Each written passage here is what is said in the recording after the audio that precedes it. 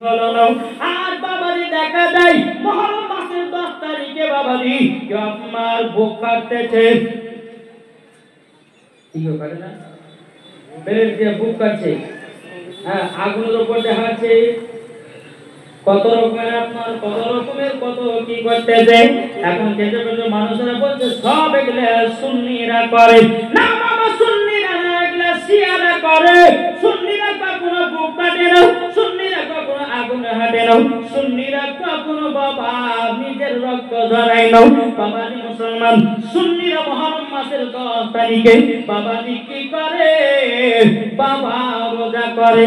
মুহররম মাসের 10 তারিখে বাবাজি আপনার ফাতিহা করে। মুহররম মাসের 10 তারিখে জালসা করে সুন্নিরা।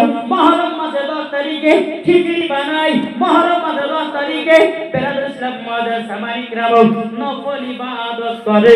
মুহররম মাসের 10 তারিখে বাবা আসরের নামাজ পড়ে। জোর বলেন এটা সুন্নিরা কখনো করে না। বুক কাটা, পিঠ কাটা, হাত কাটা, পা কাটা, আগুনের উপর হাঁটা দেওয়া, এগুলা সব হচ্ছে শিয়াদের, এটা সুন্নিদের নয়। সুন্নিরা তারাই বাবাজি মুহররম মাসের 10 তারিখে খিচুড়ি করে, মুহররম মাসের 10 তারিখে নফল দিকে রোজা করে, মুহররম মাসের 10 তারিখে ফাতিহা করে, কোরআন খানি করে। এটাই হচ্ছে সুন্নিদের পরিচয়। জোরে বলেন নাকি বলছেন জি?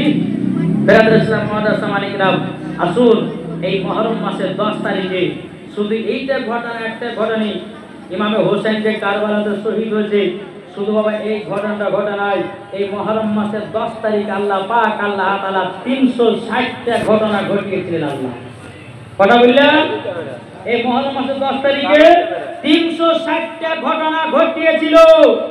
সব থেকে মেন ঘটনা হচ্ছে ইমামে হোসাইন কারবালাতে শহীদ হয়ে ইসলামকে জিন্দা করেছেন, কুরআনকে জিন্দা করেছেন, হাদিসকে জিন্দা করেছেন, মসজিদকে জিন্দা করেছেন, ইজমাকে জিন্দা করেছেন, মাদ্রাসাকে জিন্দা করেছেন, আহলে বায়াতকে জিন্দা করেছেন। এটাই হচ্ছে বাবা হোসাইন মুসলমান।